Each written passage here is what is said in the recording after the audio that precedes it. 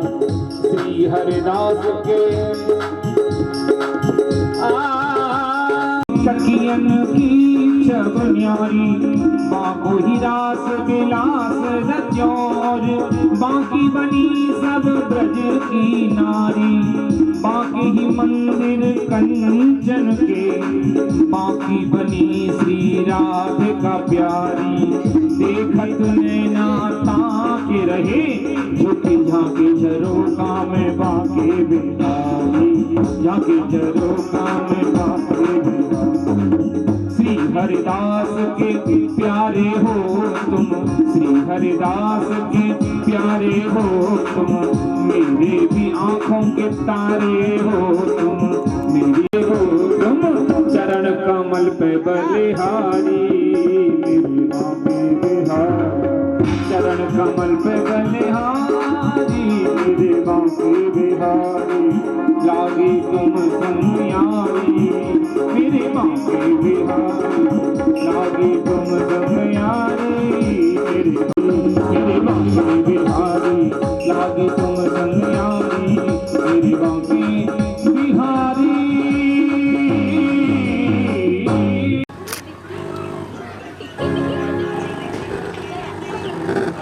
क्यों फोन देखो को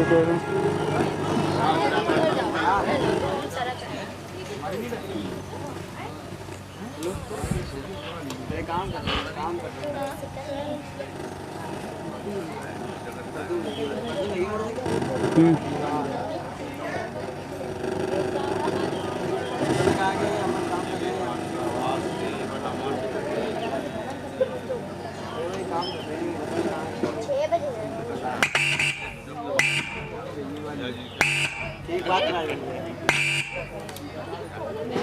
भगवान की है आरती अपनों को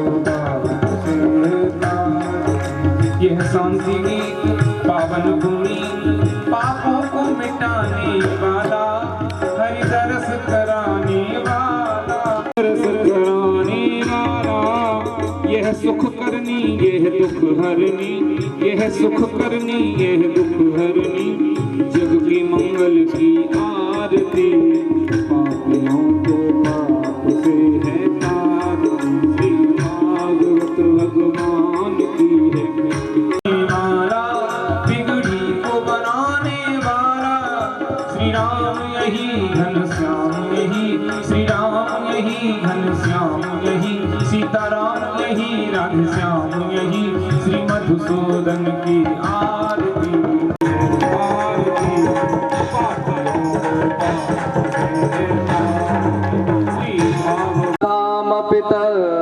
तमक्रियं करोमि राधा पदपाद सेवनम् वंशी विभूषितकरा नवनीरदाभात्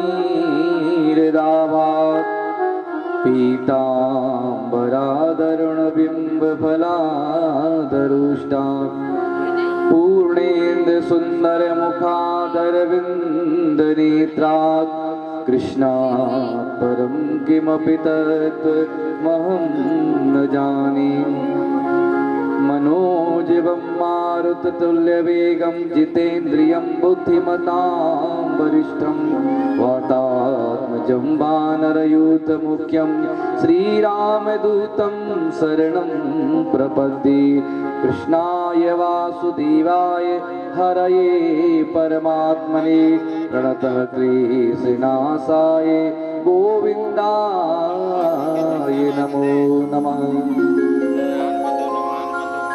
परम मंगलमय परात्पर अखिलेश्वर अकारण करुणा वरुणाले भक्त वांछा कल्पतरु तड़द्भुत विदिंदित पीतांबरधारी श्री बालकृष्ण लाल की वांगमयी प्रतिमूर्ति ये श्रीमद् भागवत महापुराण बंधुओं परम हर्ष का विषय है। आज हम सभी श्रद्धालु मिलकर के यहाँ पर चतुर्थ दिवस की कथा में हम प्रवेश कर रहे हैं। देखो परमात्मा जहाँ चाहता है जिस स्थान पर चाहता है वहीं भगवान की सुमधुर कथा होती है। हाँ महाराज सही कह रहे हैं। आप लोगों ने विगत 3 दिन से भगवान की सुंदर कथा वहां पर सुनी, परंतु बाबा श्यामनाथ की कुछ ऐसी इच्छा थी कि वो यहाँ पर बैठकर कथा सुनना चाहते थे। तो देखो आज कोई विचार भी नहीं था, अचानक बाबा की ऐसी प्रेरणा हुई, कृपा हुई कि यहाँ पर सभी भक्तों ने, मिश्रा परिवार ने, सभी ने बड़ी सुंदर तैयारी करके इसी कृपा से यहाँ पर व्यास मंच लग गया। ये भगवान की कृपा के ऊपर निर्भर होता है। आइए कथा प्रारंभ करने से पूर्व हम और आप मन वाणी को पवित्र करने के लिए थोड़ी समय भगवान का कीर्तन करते हैं। राधे कृष्णा कृष्णा कृष्णा राधे राधे, राधे श्यामा श्याम श्यामा राधे राधे, राधे कृष्णा कृष्णा कृष्णा राधे राधे, राधे श्यामा श्याम श्यामा राधे राधे, राधे कृष्णा कृष्णा कृष्णा राधे राधे, राधे श्याम श्याम श्याम राधे राधे, राधे कृष्णा कृष्णा राधे राधे, राधे श्याम श्याम श्याम राधे राधे। ओ राधे कृष्णा कृष्णा कृष्णा राधे राधे, राधे राधे श्यामा श्यामा श्यामा राधे राधे, राधे राधे कृष्णा कृष्णा कृष्णा राधे राधे, राधे श्यामा श्याम श्यामा राधे राधे, राधे कृष्णा कृष्णा राधे राधे, राधे श्यामा श्याम श्यामा राधे राधे, ओ राधे कृष्णा कृष्णा राधे राधे, राधे श्याम श्याम श्याम राधे राधे, राधे कृष्णा कृष्णा राधे राधे, राधे श्याम राधे कृष्णा कृष्णा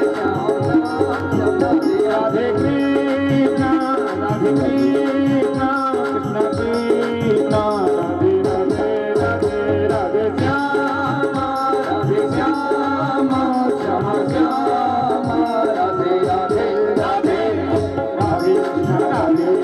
राधे कृष्णा कृष्णा कृष्णा राधे राधे, राधे श्याम श्यामा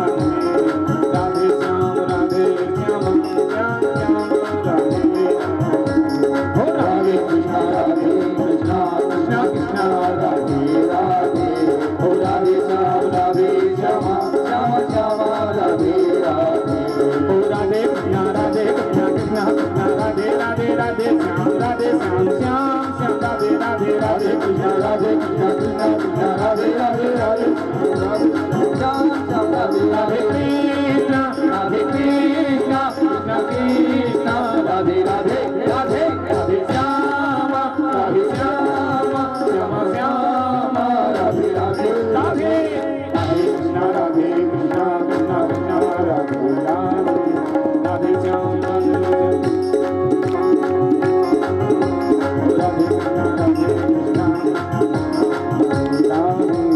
राधे श्याम राधे श्याम श्याम राधे राधे। बोले बाल कृष्ण लाल की जय, भक्त वत्सल भगवान की जय, श्रीमद् भागवत महापुराण की जय। जय जय श्री राम, जय जय श्री राम, जय जय श्री राम।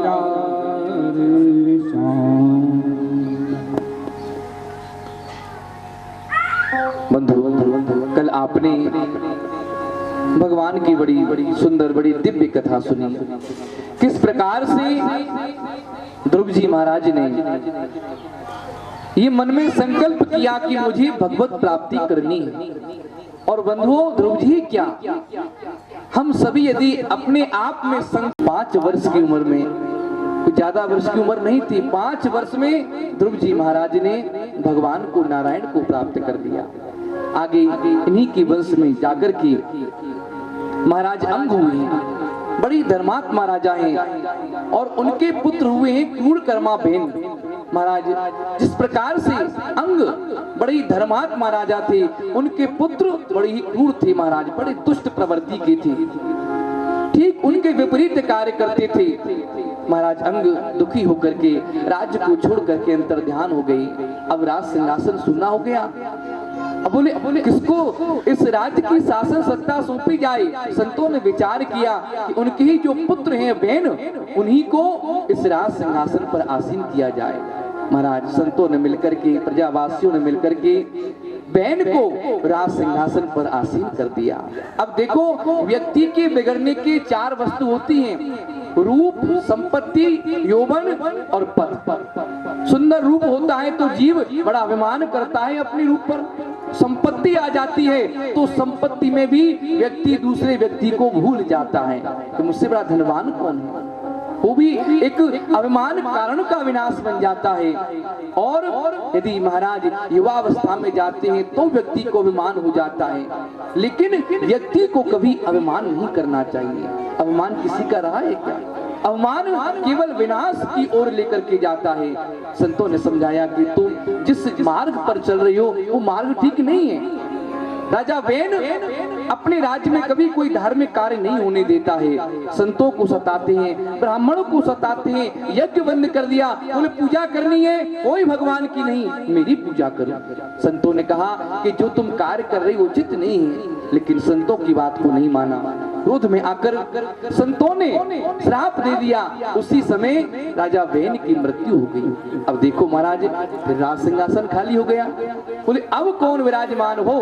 तब संतों ने मिलकर के यहाँ राजा वेन के शरीर का मंथन किया है, जंघाओं का मंथन किया तो एक काला पुरुष निकला।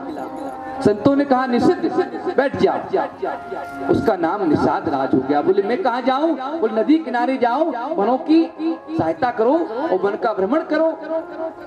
फिर मंथन किया गया दोनों भुजाओं का। तो अर्ची और प्रथु महाराज जो स्वयं लक्ष्मी नारायण के अवतार हैं, वो अवतरित होकर के आए और आकर के राज सिंहासन को संभाला महाराज। लेकिन उसके पश्चात क्या हुआ? राजा प्रथु इस राज्य का संचालन तो करते हैं, लेकिन इस पृथ्वी पर अकाल पड़ गया। जितना हम अन्न बोवे उतना भी हमको प्राप्त ना हुए। आखिर क्या कारण है? बहुत प्रयास किया। एक दिन क्रोध आ गया, हाथों में धनुष बाण लेकर प्रथु महाराज पृथ्वी को मारने दौड़े। काय का रूप धारण करके आई। बोले महाराज क्या करते हो? क्या मिलेगा मुझे मार करके? बोले आप अपनी प्रजा को कर्म का उपदेश करो, कर्म करोगे तभी तो फल मिलेगा। हम चाहें कि कर्म कुछ करना नहीं पड़े और सारी फलों की प्राप्ति हो जाए, ऐसा कभी हो सकता है नहीं। कर्म तो हमको करना ही पड़ेगा। संत कहते हैं कि न क्षीयते कर्म जन्म कोट सतैरपि अवश्य में भोक्तव्यम कृतम कर्म शुभाशुभम।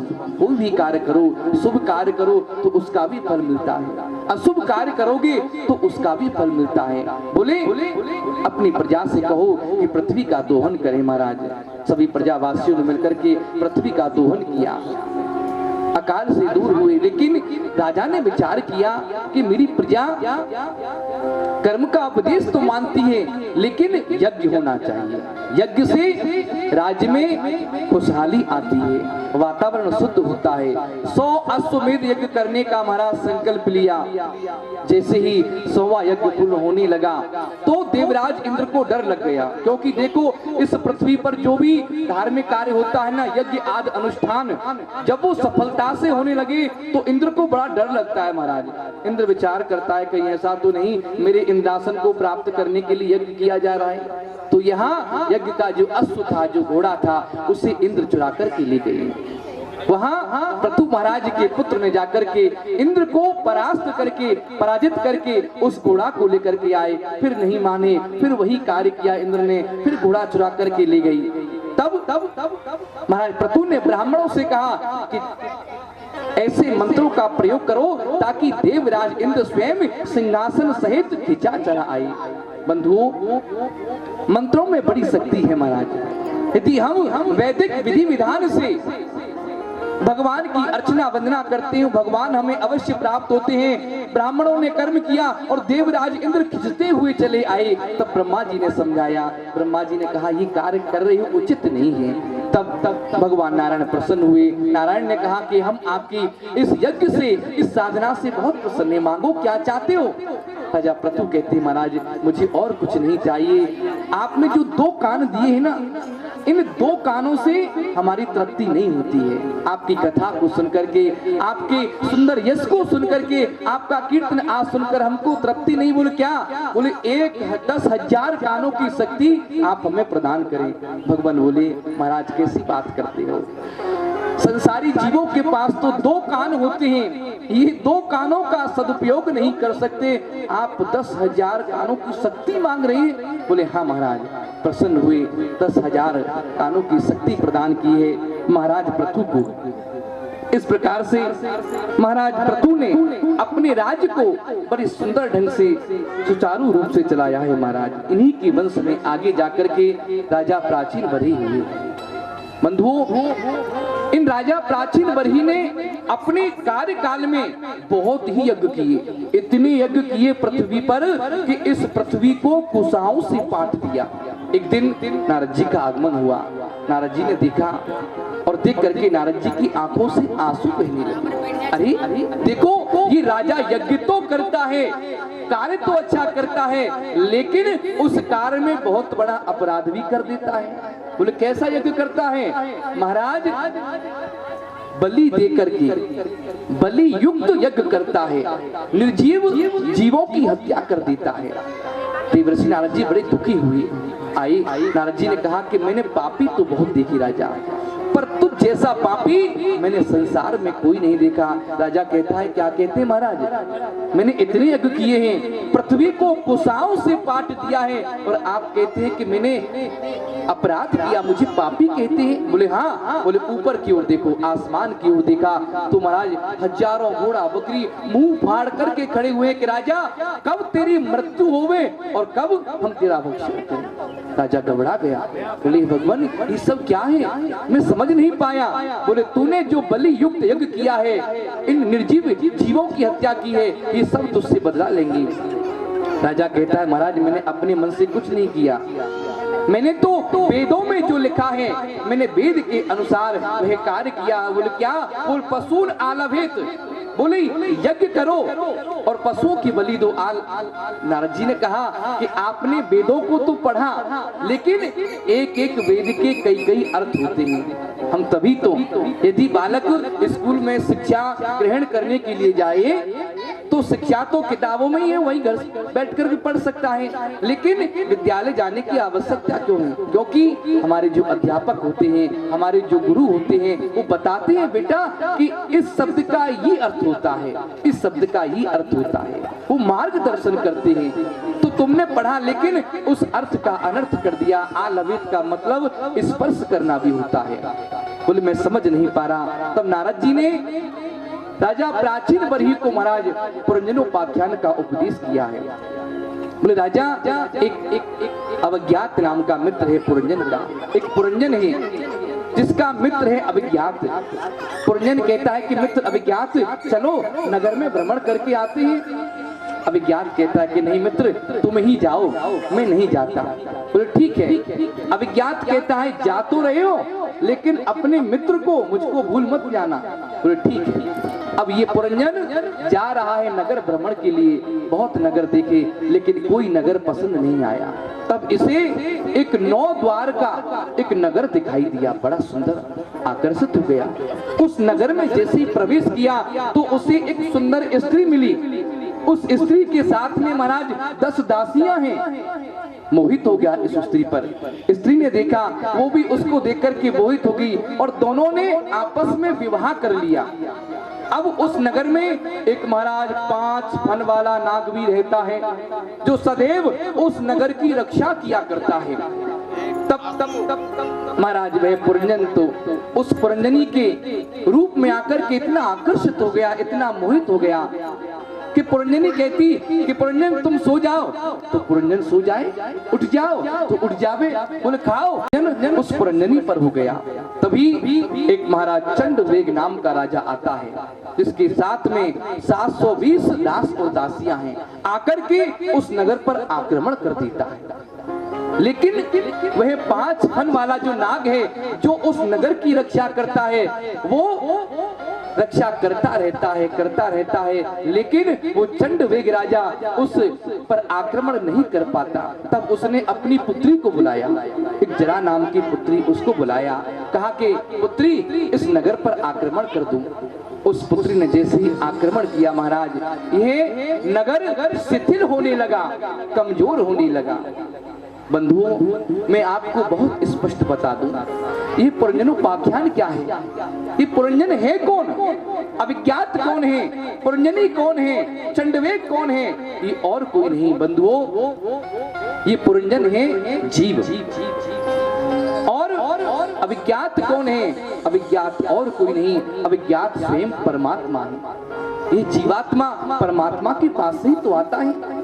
जीवात्मा कहता है कि भगवान मैं थोड़ा भ्रमण करके आऊं नगर में, तब इसे जो 9 नगर का महल दिखाई देता है वो क्या है, वो हमारा शरीर ही तो है।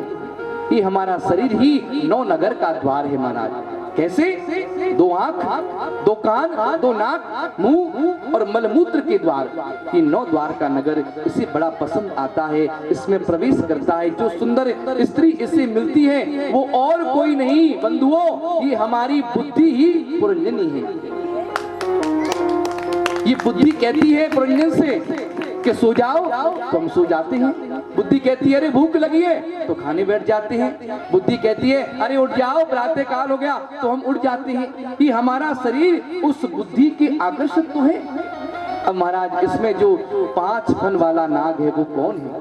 ये हमारे शरीर में जो 5 प्राण है वही 5 फन वाला नाग है। उस स्त्री के साथ में जो 10 सखियां हैं, सहेलियां हैं, वो और कोई नहीं, 5 ज्ञानेंद्रिया और 5 कर्मेंद्रिया। चंडवेग कौन है महाराज? बोले चंडवेग काल है महाराज। काल सदैव हमारे सर पर सवार रहता है। 720 दास दासियों को लेकर के कौन है ये?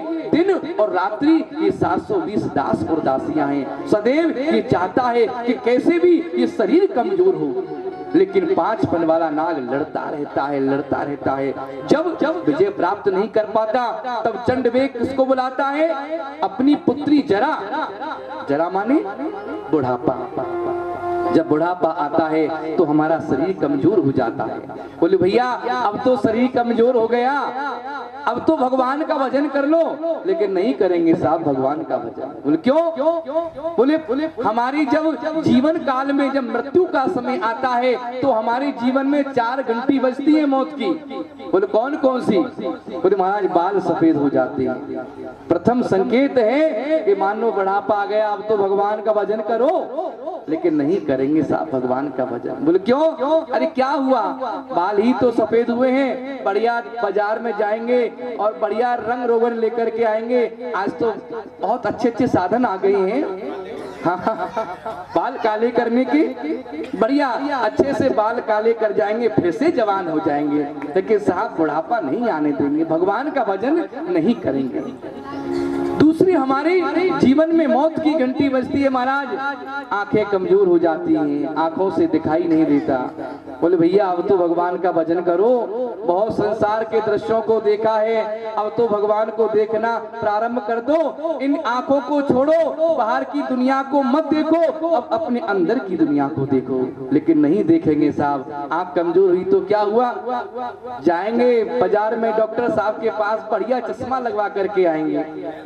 हाँ, बहुत से लोग जिनको धन होता है वो महाराज सोने के भी चश्मा बनवा लेते हैं। और आजकल तो बहुत सेवाएं हो गई हैं, बहुत सुविधाएं हो गई हैं, लेंस फिट हो जाता है, चश्मा की भी आवश्यकता नहीं है। तो बहुत सुविधा महाराज, पर भगवान का भजन नहीं करेंगे। तीसरी घंटी बजती है महाराज, दांत टूटने लग जाते हैं हमारे। बड़ी गरम पकौड़ियां खाई हैं महाराज, हैं बड़े स्वाद चखे हैं दांतों से। आजकल तो बड़े साधन चल गए हैं। क्यों मिश्रा जी, चर्चा हो रही थी, हम आप तो जानते भी नहीं, ऐसी वस्तुएं बाजार में आ गई, लोग बड़े स्वाद से खाते हैं। मैक्रोनी, पिज्जा, बर्गर, बहुत अनेक साधन हो गए हैं महाराज। हाँ, लेकिन खूब स्वाद किया महाराज इन दांतों से, खूब बढ़िया चटपटी स्वाद किए हैं। लेकिन अब तो छोड़ दे भैया, अब तो दांत भी चले गए, अब तो दलिया पी करके, दूध पी करके भगवान का भजन कर नहीं करेंगे साहब, नहीं मान सकते। बोले क्या करेंगे? बढ़िया बत्तीसी पिट कराएंगे महाराज। हाँ, तब तो बोले जब तो महाराज नहीं कुछ खा पाते थे हो सकता है, लेकिन अब तो आजकल बहुत सुविधा चल गई ना, अच्छी बत्तीसी लगवाएंगे, पैसा खर्च करेंगे, पहले से ज्यादा स्वाद चखेंगे, पर भजन नहीं करेंगे भगवान का। और महाराज हम जब किसी को स्वीकार नहीं करते हैं, जब 4 घंटी बजती है हमारे मौत की, 5वां तो भगवान का फिर घंटा बजता है, संभलने का भी मौका नहीं देता महाराज। बोले बाबूजी, बोले कल कैसे थे? अरे बहुत बढ़िया। बोले फलाने सेठ जी से थे साहब, कल मिले थे, बड़ी अच्छी बातें हुई थी, लेकिन प्रातः काल मर गए, पता ही नहीं पड़ा। क्यों? हार्ट अटैक आ गया, चले गए। कोई भरोसा नहीं है शरीर का। कहने का अभिप्राय कि हमको भगवान का भजन करना चाहिए, तब ये जीवात्मा वही जाकर के कहता है अभिज्ञात, क्यों मित्र भूल गए मुझे? मैंने कहा था ना कि मुझे याद रखना, इस चक्कर में मत पड़ना, क्योंकि ईश्वर अंश जीव अविनाशी, ये हमारा जो शरीर है उसी परमात्मा के यहाँ से तो आता है और वही जाकर मिल जाता है। अरे मानुष जन्म अनमोल रे, मिट्टी में ना घोल रे, मानुष जन्म अनमोल रे, मिट्टी में ना घोल रे, अब के मिला है फिर न मिलेगा, कभी नहीं कभी नहीं कभी नहीं रे, अब के मिला है फिर न मिलेगा, कभी नहीं कभी नहीं कभी नहीं रे, मानुष जन्म अनमोल रे, मिट्टी में ना घोल रे।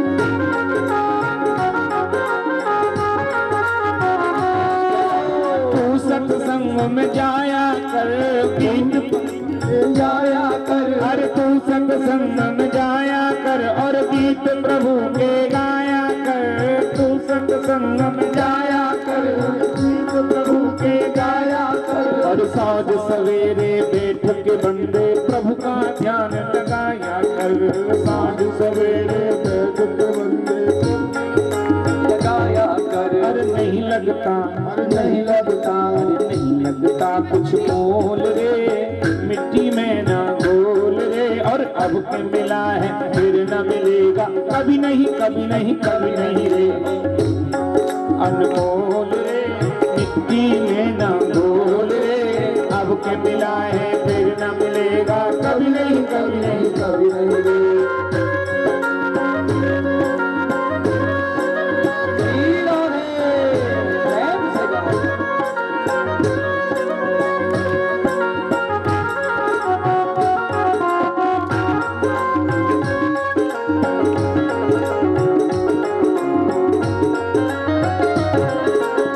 बुलबुला है पानी का, हर नट कर मान जवानी का, तू बुलबुला है पानी का, मत कर मान जवानी का, समझ समझ के कदम रखो तुम, पता नहीं जिंदगानी का, समझ समझ के कदम रखो तुम, पता नहीं जिंदगानी का, समझ समझ के कदम रखो तुम, पता नहीं जिंदगानी का, और सबसे सबसे सबसे मीठा बोल रे, मिट्टी में ना घोल रे, सबसे मीठा बोल रे, मिट्टी में ना घोल रे, अब के मिला है फिर न मिलेगा, कभी नहीं कभी नहीं कभी नहीं रे, अब के मिला है फिर न मिलेगा, कभी नहीं कभी नहीं कभी नहीं। अरे मानुष जन्म अनमोल रे, मिट्टी में ना घोल रे, और अब के मिला है फिर न मिलेगा, कभी नहीं कभी नहीं कभी नहीं रे। और मतलब का संसार है,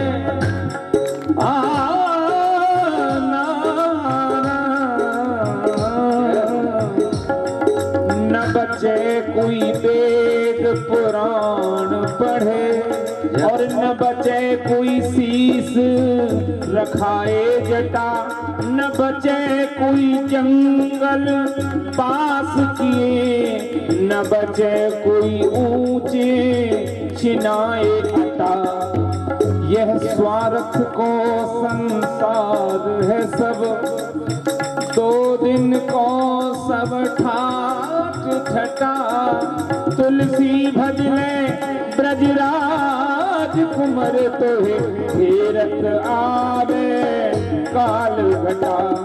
अरे मतलब का संसार है और नहीं इसका इतवार है, मतलब का संसार है नहीं इसका इतवार है। समल समल के कदम रखो तुम फूल नहीं अंगार है, समल समल के कदम रखो फूल नहीं अंगार है। ओ समल समल के कदम रखो तुम फूल नहीं अंगार है। और मन की आंखें खोल रे, मिट्टी में ना घोल रे। मन मिला है फिर न मिलेगा, कभी नहीं कभी नहीं कभी नहीं रे। मन से मिला है फिर न मिलेगा, कभी नहीं कभी नहीं कभी नहीं रे। ओ अब मिला है फिर न मिलेगा, कभी नहीं कभी नहीं कभी नहीं रे। और मनुष्य जन्म अनमोल रे, और मिट्टी में ना घोल रे। और मनुष्य जन्म अनमोल रे, मिट्टी में ना घोल रे। अब से मिलना है फिर न मिलेगा, कभी नहीं कभी नहीं कभी नहीं रे। और अब से मिलना है फिर न मिलेगा, कभी नहीं कभी नहीं कभी नहीं। बोले नारायण भगवान की जय हो। इस प्रकार से महाराज प्राचीन बरही को ज्ञान हुआ। इसके पश्चात सुखदेव स्वामी कहते हैं राजा परीक्षित, मनु महाराज के जो दूसरे पुत्र हुए हैं महाराज प्रियव्रत, उन्होंने मन में विचार किया कि ये रात्रि हो जाती है लेकिन मैं रात्रि होने नहीं दूंगा महाराज। उन्होंने एक ज्योतिर्मय रथ प्राप्त किया है और 7 दिन तक 7 प्रदक्षिणा की है। महाराज अब तो रात्रि ही ना हुए। ब्रह्मा जी ने समझाया कि जो तुम कार्य कर रहे हो वो ठीक नहीं है, ये प्रकृति के विपरीत है, रात्रि होना भी अति आवश्यक है। इस प्रकार से यहाँ पर प्रियव्रत जी को महाराज भागवत धर्म का उपदेश किया नारद जी ने। इनकी रथ के पहिए की लीक के द्वारा 7 समुद्र बने हैं। जो इनके 10 पुत्र हैं, 3 विरक्त हुए, 7 पुत्रों को 7 द्वीपों का राजा बनाया। हम लोग किस द्वीप पर रहते हैं? हम लोग जम्बू द्वीप पर रहते हैं। इसलिए बंधुओं यहाँ बड़ा ही सुंदर उपदेश किया है। इनके वंश में आगे चल के महाराज ऋषभ हुए हैं, जिनकी 100 पुत्र हुए हैं। बड़े सुंदर राज को चलाते हैं और अपने पुत्रों को सुंदर शिक्षा भी देते हैं। बंधुओं हम लोग व्यापार करें, व्यवसाय करें, कुछ भी करें, लेकिन सायकाल में आकर के अपने परिवार में आकर अपना समय देना चाहिए। अपने पुत्रों को, अपनी संतान को, अपने परिवार वालों को सुंदर शिक्षाएं देनी चाहिए। यहाँ ऋषभ देव जी महाराज अपने 100 पुत्रों को सुंदर शिक्षा देते हैं। इनमें जो सबसे बड़े महाराज भरत जी महाराज हैं, अपने पिता की बात को बड़ी सुंदर ढंग से सुनते हैं। इस प्रकार से यहाँ पर ऋषभ देव जी तो घर परिवार का त्यागन करके चले गए और यहाँ भरत जी महाराज ने अनेकों वर्ष तक राज किया है। जब मन में वैराग्य हुआ तो गंडकी नदी के किनारे जाकर नेपाल में भगवान का सुंदर तप करने लगे। बोले भगवत प्राप्ति करूंगा।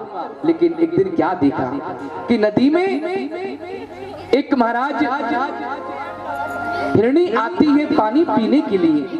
वो हिरणी गर्भवती थी, पीछे से सिंह की दहाड़ को सुनती है और छलांग मार करके जैसे ही पार करना चाहती है, बीच में ही उस हिरणी की मृत्यु हो जाती है। उसके पेट से बालक जन्म लेता है। वह मृग शावक महाराज बहता हुआ जा रहा है पानी में। वही दृश्य भरत जी महाराज देख रहे थे। उन्होंने कहा कि अरे ये जीव तो मर जाएगा। जाकर के तुरंत नदी में कूदे, उस मृग शावक को बचाया है। देखो बंधु, किसी पर दया करना कोई बुरी बात नहीं है, लेकिन उसके प्रेम में आसक्त हो जाना यही बुरी बात है। यही भूल हो गई भरत जी महाराज। आए थे हरि भजन को और ओटन लगी कपास। उद्देश्य क्या लेकर आए थे कि मुझे भगवान का भजन करना है, लेकिन जो 2-4 माला हो रही तो वो तो छूट गई। अब तो मृग शावक में इतनी आसक्ति हो गई महाराज, बस रात दिन उसी का चिंतन, उसी का ध्यान कि अब इसे भूख लगी है, अब इसे प्यास लगी है। अरे ठीक है, जीव पर दया करनी चाहिए। जीव बड़ा हो गया, उसे उसके झुंडों में छोड़ देना चाहिए, भगवान का भजन करना चाहिए। लेकिन नहीं, यह आसक्ति हो गई। आज जब अंत समय आया भरत जी का, जैसे ही मृत्यु का समय आया, विचार करने लगे अरे मैं तो मर जाऊंगा, परंतु इस मृग शावक की कौन देखभाल करेगा? इस मृग की देखभाल कौन करेगा? बंधुओं, मैंने पहले भी कहा था कि अंते मति सा गति। जीव की जैसे मरते समय मति होती है, उसे वही तो गति प्राप्त होती है। ध्यान करते हुए मरे किसका? मृग का। भरत जी महाराज का जो अगला जन्म हुआ है महाराज, वो मृग योनि में हुआ है। यहाँ भरत जी महाराज को बड़ा पश्चाताप हुआ, अरे कितनी सुंदर मानव देही मिली भगवान को प्राप्त करने के लिए, लेकिन मार्ग से भटक गया, तो आज यहाँ मृग योनि में पड़ा हुआ है। 7 जन्मों की बात याद है भरत जी महाराज को। आज रो रहे हैं, अपने झुंडों में पड़े सभी मृग दाना चुगने के लिए, घूमने भ्रमण करने के लिए वन में जाते, लेकिन ये भरत जी महाराज मृग योनि में वहीं पड़ी रहते। एक दिन क्या हुआ महाराज, दावाग्नि लग गई, उस जंगल में आग लग गई, सभी अपनी जान बचाने के लिए भागने लगे, लेकिन ये वहीं पर पड़ी रही, बोले यही मर जाऊंगा। महाराज उस दावाग्नि में अपने शरीर का परित्याग कर दिया, भगवान का चिंतन किया, और अगला जन्म इनको जो मिला है महाराज, वो ब्राह्मण के घर में मिला है। तो देखो यहाँ भी संयोगवश इनका नाम भरत ही हुआ है। अब ब्राह्मण देव ने विचार किया कि मेरे घर में बालक जन्म लेकर के आया है महाराज, बड़ी यजमानी है, अपने बालक को बढ़िया सुंदर कर्म कांड सिखाऊंगा, वैदिक पारंगत कराऊंगा, वेद और विधि विधान से ये कर्मकांड करेगा, यजमानी को संभालेगा। लेकिन यहाँ पिताजी ने गायत्री मंत्र याद करने को दिया है, बेटा गायत्री मंत्र याद करो और सुनाओ। भरत जी ने विचार किया, यदि सुना दूंगा तो फिर वही माया जाल में पड़ जाऊंगा। पिताजी कहेंगे आज गायत्री मंत्र याद किया है, कल बेटा जाओ सत्यनारायण की कथा करके आओ, फिर विवाह पढ़ा करके आओ, मतलब जिस जंजाल को छोड़कर आए फिर उसी में फंसना पड़ेगा।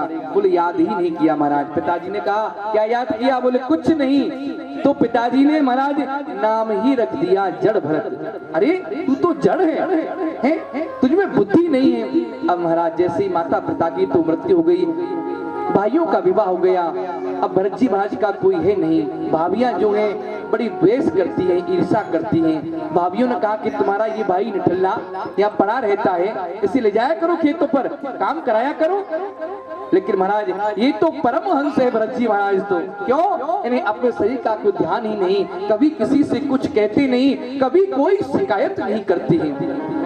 एक दिन भाइयों ने कहा कि चलो हमारे साथ खेतों पर, खेतों की रखवालियां किया करो, यहाँ पड़े पड़े खाते रहते हो। बोले ठीक है भैया। खेतों पर चली गई, बोले सुनो कोई चिड़िया ना आवे, दाना ना चुगे, ध्यान रखना। लेकिन भरत जी महाराज बैठे हुए, चिड़िया आती हैं, चिड़िया दानों को चुगती हैं, खा जाती हैं। भरत जी सोचते हैं कि ये खेत किसकी है? राम जी की। चिड़िया किसकी है महाराज? राम जी की। हम भी राम जी के, तुम भी राम जी के। जब सारा संसार ही राम जी का है तो फिर मैं बाधा क्यों बनूं?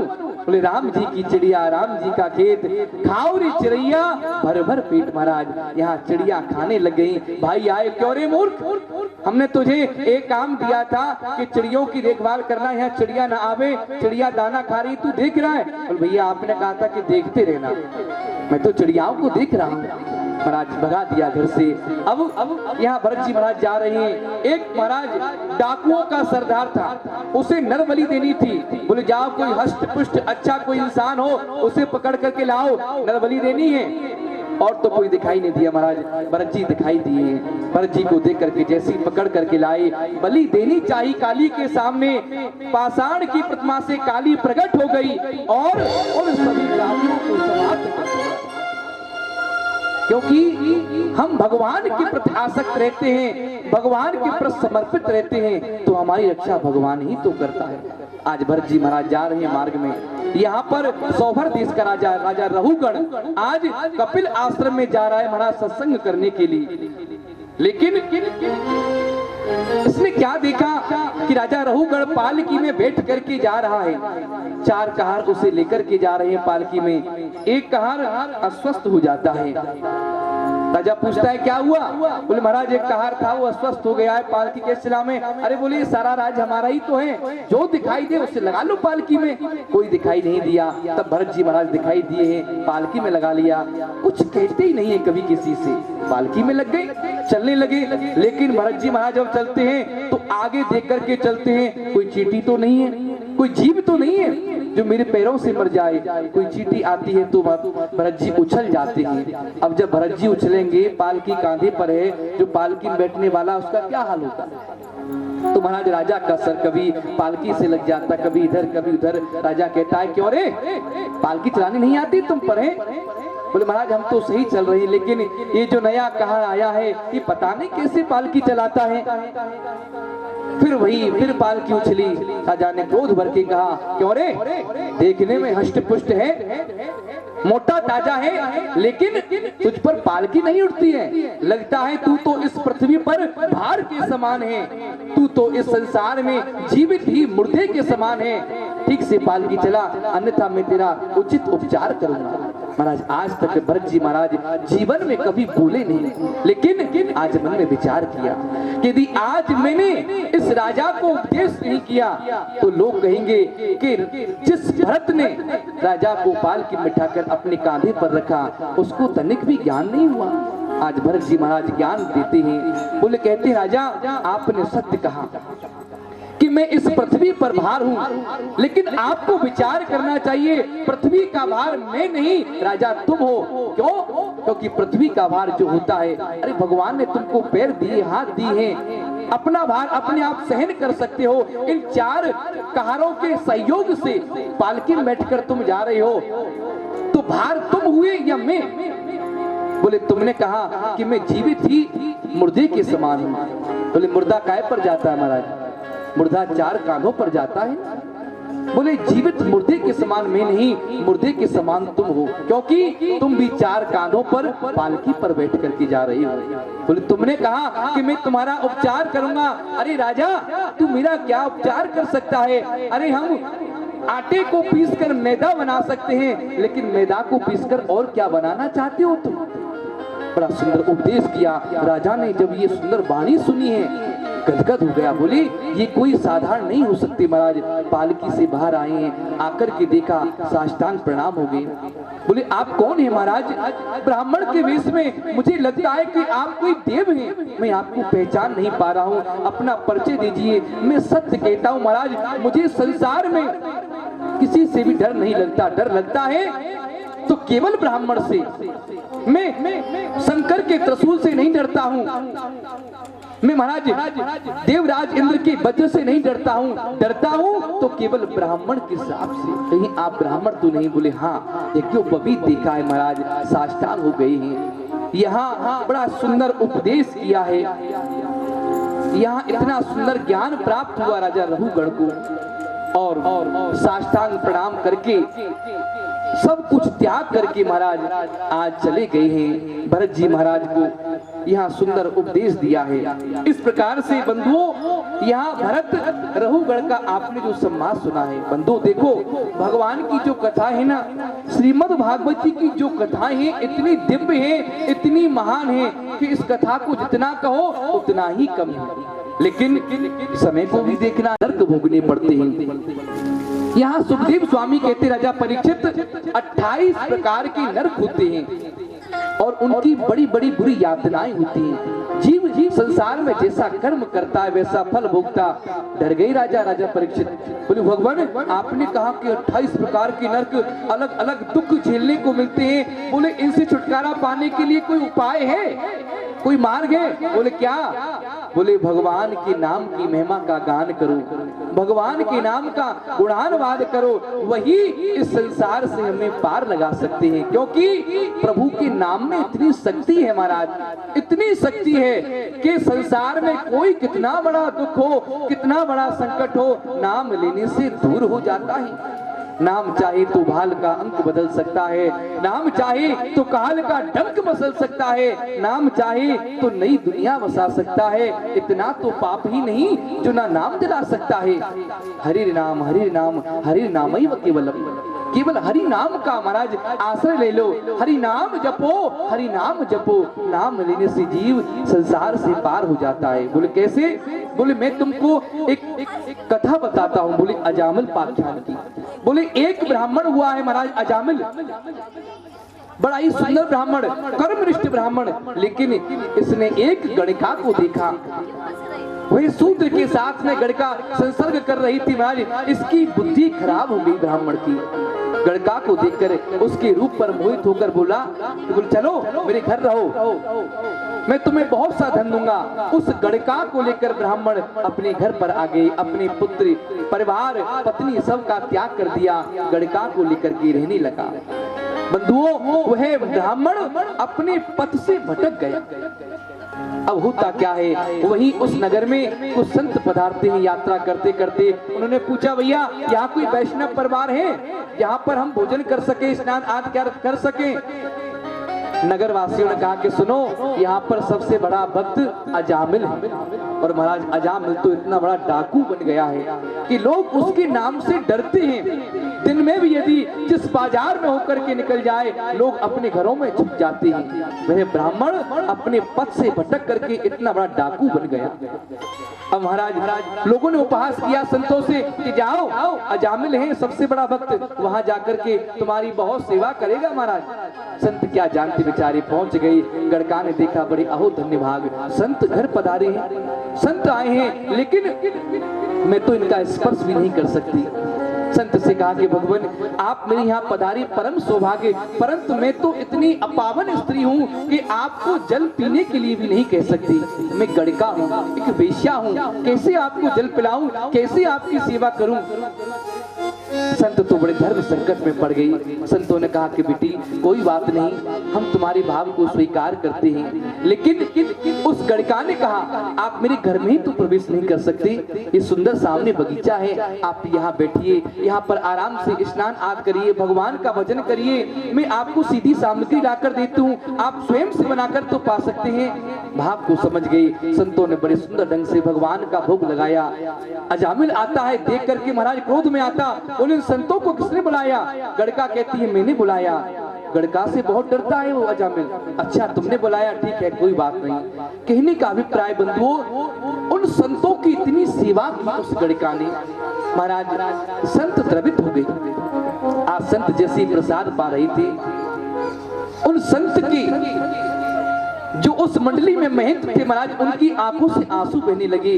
बोले देखो कितना सुंदर भाव है इस गड़का का, भोजन कराने को इसने कितनी सुंदर सेवाएं की, लेकिन संत का भी कर्तव्य बनता है, यदि भूले हुए को सही मार्ग पर नहीं लाए तो वो संत कैसा है? महाराज संत भटके हुए को सही मार्ग पर तो लाता है। संत ने आज अजामिल को गड़का को बुलाकर कहा, गड़का गर्भवती है। बोले बेटी मैं और तो कुछ नहीं, तुम्हें इतना आशीर्वाद देकर के जाता हूं कि इस बार तुम्हारे गर्भ से जो बालक हो उसका नाम नारायण रख देना, तुम्हारा कल्याण हो जाएगा। बंधुओं देखो आजकल हमारे घर में बच्चों के जन्म होते हैं ना महाराज, बड़े विचित्र नाम रखते हैं अपने घरों में बच्चों के, टिंकू पिंकू सीटू चीकू मिटू न जाने क्या क्या नाम रखते हैं।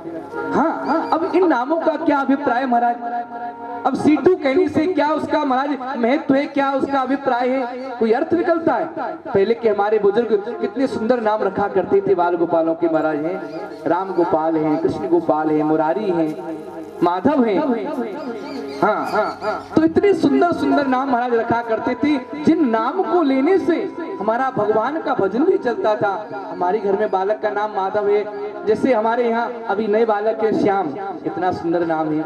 अब आप जब बुलाओगे श्याम जी इधर आओ, श्याम इधर आओ, श्याम इधर आओ, तो बच्चे को भी बुला रहे हैं और भगवान का भजन भी हो रहा है। इसी प्रकार संतों ने निर्देश दिया कि बेटी नारायण नाम रख देना, तुम्हारा कल्याण हो जाएगा। बालक हुआ घर में, अब तो इस बालक का नाम नारायण रख दिया। अब अजामिल महाराज इतना बड़ा पापी जिसने अपने जीवन में न जाने कितने बड़े बड़े पाप किए, अब तो उठते बैठते सोते जागते खाते पीते नारायण नारायण नारायण। महाराज ये हुआ कि अंत समय आया, जब यम के दूत से लेने के लिए आए तो अंत समय इसने कहा नारायण आओ मेरी रक्षा करो, तभी भगवान के पार्षद आ जाते हैं। यम के दूत कहते हैं भैया आप कौन? बोले हम भगवान के पार्षद।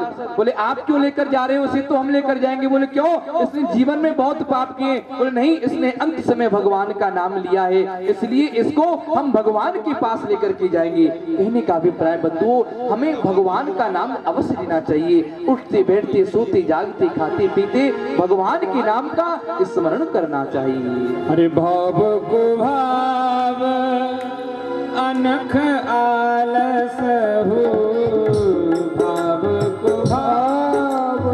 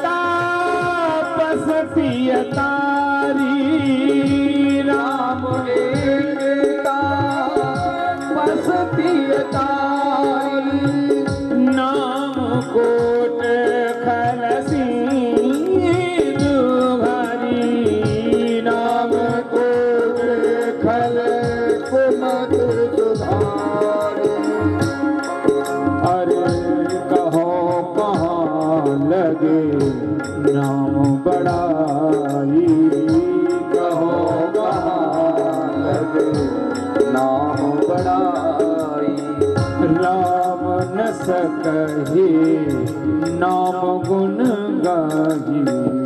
इस प्रकार से महाराज हम भगवान का नाम लेते हैं, भगवान का नाम परम कल्याणकारी होता है। भगवान का नाम कैसे भी लो महाराज, क्योंकि भगवान का जो नाम है सदैव कल्याण ही करता है। वाल्मीकि जी ने नाम लिया तो महाराज उल्टा नाम जपत जग जाना, वाल्मीकि वै ब्रह्म समाना। भगवान का नाम उल्टा लिया, मरा मरा मरा मरा कह के भगवान राम को प्राप्त कर लिया। तो ये नाम की महिमा है महाराज। यहाँ कहते हैं कि एक और प्रसंग बताते महाराज, भगवान के परम भक्त हुए प्रहलाद जी महाराज, जिन्होंने नाम का आश्रय लिया है और नाम का आश्रय लेकर के भगवान को प्राप्त किया है। बोले ये कौन है? राजा परीक्षित पूछते हैं। सुखदेव स्वामी कहते राजा हिरण्यकश्यप का पुत्र हुआ है प्रहलाद, जो दैत्य वंश में महाराज जो दैत्यों को उतार दिया। बोले कैसे? महाराज भगवान का ब्रह्मा का तप प्राप्त करके हिरण्यकश्यप ने अनेकों वरदान प्राप्त किए हैं, लेकिन यहाँ हिरण्यकश्यप के घर में जैसे प्रहलाद जी का जन्म हुआ है, हिरण्यकश्यप बड़ा प्रसन्न हुआ और प्रहलाद को देख करके महाराज जैसे सने सने प्रहलाद जी बड़े होने लगे हैं, विद्यालय के लिए भेजा संडा मर्क को कि जाओ इनको विद्या अध्ययन कराओ। अब महाराज यहाँ विद्या अध्ययन करते हैं। अब जिसे भगवान का रंग चढ़ा हो तो वो तो भगवान की वाणी बोलेगा। अब यहाँ इनकी जो मित्र मंडली है सबको क्या पाठ पढ़ाते हैं? बोले केवल संसार में भगवान ही एक ऐसे हैं जो हमें इस संसार रूपी भवसागर से प्राप्त कर सकते हैं। बोले कैसे? बोले क्यों? आपके पिता तो स्वयं जगदीश है। बोले नहीं, जगदीश तो केवल एक ही हो सकता है। वो कौन? वो मेरे माधव, मेरे त्रिलोकीनाथ, मेरे आराध्य जगत पिता परमेश्वर वही जगदीश है। ये हाड़ मास का पुतला क्या कभी जगदीश हो सकता है? नहीं, कभी नहीं हो सकता। महाराज पिताजी ने बुलाया प्रहलाद जी को कि बेटा सुनो, तुम विद्यालय पढ़ने जाते हो, तुमने क्या सुंदर पाठ पढ़ा है? बोले कहते पिताजी मैंने जगदीश का पाठ पढ़ा है। बोले क्या? बोले श्रवणम कीर्तनम भक्ति स्मरणम पाद सेवनम अर्चनम वंदनम दास्य सख्यात्म निवेदनम। पिताजी मैंने 9 प्रकार की भक्ति पढ़ी है। बोले अच्छा बेटा कौन सी? बोले पिताजी सर्वश्रेष्ठ भक्ति कीर्तन है, भगवान का कीर्तन करो। जैसे जगदीश का नाम सुना है महाराज हिरण्यकश्यप भड़क गई है, अरे मूर्ख क्या इसीलिए मैं तुझे विद्यालय के लिए भेजा था, आज मारने के लिए जैसी उद्युत है। बोले बता कहाँ है तेरा जगदीश? प्रहलाद कहते पिताजी मेरा जगदीश कहाँ नहीं है। बोले अण में कण में जल में थल में व्याप रहे जगदीश, और टेर श्री प्रहलाद की तो आए श्री जगदीश। बोले कहाँ है? बोले आप में, मुझ में, खड़ग में और इस खंबे में है। महाराज जैसे खंबे में मुष्टिका का प्रहार किया है हिरण्यकश्यप ने, प्रहलाद जी महाराज हिरण्यकश्यप को वध करने के लिए नरसिंह भगवान की जय हो। कपते हुए खंबे में से स्वयं नरसिंह भगवान प्रकट होकर के आए, प्रहलाद जी को अंक में भर लिया है। हिरण्यकश्यप का वध करने के लिए घोर घमासान युद्ध किया। हिरण्यकश्यप कहता है कि नहीं मार सकते। बोले क्यों? ब्रह्मा से अनेकों वरदान प्राप्त किए। बोले क्या? बोले ना दिन में मरूं ना रात्रि मरूं। आज भगवान ने यहाँ हिरण्यकश्यप के सभी वरदानों को असत्य कर दिया। बोले सुन, तूने ब्रह्मा से जितने भी वरदान मांगे हैं सबको झूठा कर दूंगा, ना दिन है ना रात्रि है। बोले कौन सा समय है? ये मध्याह्न काल का समय है। महाराज घबरा गया। बोले अस्त्र से नहीं मरूंगा। बोले मेरे हाथ में कोई अस्त्र नहीं, कोई शस्त्र नहीं, मेरे ये नाखून है, नाखून से तेरे पेट को चीर दूंगा। महाराज नरसिंह भगवान ने हिरण्यकश्यप के पेट को विदीर्ण करके उसकी अंतड़ियों को निकाल करके गले में पहन लिया। आज भगवान बड़े क्रोध में हैं, सभी देवता वंदना करते हैं, स्तुति करते हैं, लेकिन आज भगवान का क्रोध शांत नहीं हुआ। लक्ष्मी जी आती हैं, डर करके भाग जाती हैं। तब प्रहलाद जी को देवता भेजते हैं कि जाओ बेटा तुम ही इनको मनाओ। तब यहाँ प्रहलाद ने बड़ी सुंदर स्तुति की है, बृहद स्तुति की है। प्रहलाद जी ने कहा कि भगवान आप तो परम पिता हो, मैं आपका पुत्र, आप क्यों इस क्रोध को शांत करो। भगवान आज अपने आंखों आंसुओं से, नेत्रों से आंसू बह रहे हैं, अपने उस भक्त प्रहलाद का अभिषेक किया है। बोले प्रहलाद मुझे क्षमा करना बेटा, मैं आने में इतनी देर कर गया, यहाँ प्रहलाद जी ने कहा कि भगवान मैं आपसे और कुछ नहीं चाहता, यही चाहता हूँ कि मेरे पिता की दुर्गति ना हो। भगवान कहते बेटा कैसी बात करता है, अरे जिस कुल में तुझ जैसा भक्त बालक प्रकट हो जाए, उत्पन्न हो जाए, उसकी तो 21 पीढ़ी तक जाती है। इस प्रकार से यहाँ प्रहलाद जी महाराज को नरसिंह के रूप में भगवान मिले हैं। आगे महाराज बहुत सी सुंदर सुंदर कथाएं आती हैं। यहाँ गजेंद्र मोक्ष की भी कथा आती है कि किस प्रकार से गजराज पर भगवान ने कृपा की है। एक गजराज था महाराज, बड़ा ही अभिमान था, अपनी पत्नी हथनी को लेकर के जाता है, अपने पुत्रों को लेकर जाता है सरोवर में स्नान करने के लिए। जंगल का राजा है ना, अपने बल पर बड़ा अभिमान है, मुझे कोई परास्त नहीं कर सकता। तभी ग्रह ने इसका पैर पकड़ लिया। उसके पश्चात महाराज इसने बहुत प्रयास किए, लेकिन उस ग्रह से छुटकारा नहीं मिला। अपने बच्चों से कहा कि मुझे खींचो, सूंड से सूंड मिलाकर के महाराज बच्चों ने, पत्नियों ने खूब खींचा, लेकिन अंत में क्या हुआ, कई दिन व्यतीत हो गए, बच्चे भी मुख मोड़कर जाने लगे। कुछ समय और व्यतीत हुआ, पत्नी भी मुख मोड़ करके जाने लगी। ये अकेला गजराज आज आंसू बहा रहा है, बोले मैंने इन बच्चों के लिए, इन परिवार के लिए क्या नहीं किया है? मैंने अनेक अहिंसाएं की। बंधुओं, ये किसी और की कहानी नहीं, ये हमारी आपकी सबकी कथा है। हम और आप सभी गजराज ही तो हैं। ये काल रूपी ग्रह हमारे पैर को पकड़ लेता है, फिर भी हम भगवान को समझ नहीं पाते। पुत्र परिवार में, संतान में फंसे रहते हैं। बोले पुत्र हमारी सहायता करेगा, नहीं कर सकता कभी। इतना भी संकट हो महाराज, एक दिन पुत्र भी मुंह मोड़कर चला जाता है। हम पत्नी से प्रेम करते हैं कि महाराज पत्नी तो हमारी है, लेकिन नहीं, क्या पत्नी कभी किसी के साथ देती है? अंत समय वो भी मुंह को मोड़ जाती है। इस प्रकार से बड़े दुखी हुए हैं। और यहाँ गजराज भगवान को याद करते हैं कि बोले यदि किसी का कोई सहारा नहीं है तो केवल वह परम पिता परमेश्वर सूंड में एक कमल का फूल लेकर के भगवान को याद करते हैं महाराज। इस प्रकार से भगवान कहते हैं गरुड़ से, चलो जल्दी से अपने भक्त की रक्षा करनी है। यहाँ गरुड़ को अभिमान हो जाता है, गरुड़ का अभिमान दूर किया और आकर के महाराज ग्रह का चक्र से, सर धड़ से अलग कर दिया है। पहले ग्रह का उद्धार किया है और यहाँ फिर गजराज का उद्धार किया है। इस प्रकार से भगवान ने गजराज को उस ग्रह से मुक्त कराया। महाराज भगवान भक्त वत्सल हैं, अपने भक्तों पर कृपा करते हैं, दीन बंधु हैं, तभी तो उनका नाम दीन बंधु है। महाराज लोग दीन बंधु के नाम से भगवान को पुकारते हैं। अनेकों यहाँ कथाएं आती हैं, समुद्र मंथन की कथा आती है। यहाँ देवताओं ने और दैत्यों ने मिलकर के महाराज समुद्र मंथन किया है। अनेक वस्तु निकली है, 14 रत्न निकले हैं और विष निकला है। विष को कौन पान करे? तब श्यामनाथ बाबा आए हैं, भगवान भोलेनाथ आए हैं और भोलेनाथ ने आकर के उस विष को पिया है, उस विष को अपने कंठ में धारण किया तो क्या नाम हो गया? बोलो नीलकंठ भगवान की। अनेकों रत्न निकले, अमृत निकला। अमृत को लेकर के महाराज देवताओं में, दैत्यों में झगड़ा हुआ और अमृत को पी करके देवता बलिष्ठ हो गए हैं। यहाँ आज राजा बलि ने देवताओं पर आक्रमण कर दिया है। एक छत्रपति राजा, राजा बलि, उसके आगे कोई नहीं। महाराज देवता मारे मारे फिरते हैं। यहाँ महात्मा कश्यप की जो पत्नी है रति, उन्होंने कहा कि मेरे बेटे देवता बड़े दुखी प्रतीत होते हैं, मारे मारे फिरते हैं, क्या करना चाहिए, कैसे इनका दुख दूर करना चाहिए? महात्मा कश्यप ने कहा कि सुनो, मैं तुम्हें एक व्रत बताता हूँ जिसका नाम है पयोव्रत। महाराज 12 दिन तक दूध पी करके नारायण की उपासना करे तो भगवान कल्याण करते हैं। यहाँ स्वयं माता अदिति के यहाँ, कश्यप के यहाँ वामन भगवान अवतरित होकर के आए हैं। बोले वामन भगवान की जय हो। इतना सुंदर रूप वामन भगवान का, छोटे से बटुक ब्राह्मण बनकर के आए हैं, बौना बनकर के आए हैं, यज्ञोपवीत धारण किया है। महाराज आज भिक्षा लेकर जो भी कुछ प्राप्त हुआ है, कहा कि गुरुदेव ये भिक्षा आप स्वीकार करिए। गुरुदेव ने कहा भिक्षा देना चाहते हो? बोले हाँ। बोले मुझे और कुछ नहीं, इस त्रिलोकी का राज चाहिए। बोले कहाँ मिलेगा? राजा बलि के यहाँ। तो आज स्वयं राजा बलि के यहाँ वामन भगवान जा रहे हैं छोटे से रूप में। कैसे?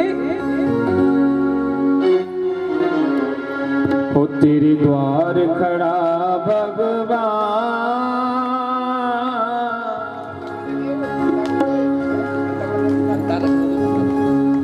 हो तेरे द्वार खड़ा भगवान, भगत भर दे रे झोली, भगत भर दे रे झोली। हो तेरे द्वार खड़ा भगवान, भगत भर दे रे झोली, भगत भर दे रे झोली। हो तेरा होगा बड़ा एहसान, तेरा होगा बड़ा एहसान, हो युग युग तेरी बढ़े एहसान, भगत भर दे, भगत भर दे झोली। डोल उठी है सारी धरती देख ले, डोला गगन है सारा, हरा रे जगत का पालन। मैं आज तेरा मेहमान, मैं आज तेरा मेहमान, हो कर ले मुझसे जरा पहचान, भगत भर दे झोली, भगत भर दे झोली। हो तेरे द्वार खड़ा भगवान, भगत भर दे झोली, भगत भर दे झोली। आज लौटा दे तू सर्वस अपना, मान ले कहना मेरा, आज लौटा दे तू सर्वस अपना, मान ले कहना मेरा। ओ मिट जाएगा पल में तेरा, जन्म मरण का फेरा रे, जन्म मरण का फेरा। तू छोड़ सकल अभिमान,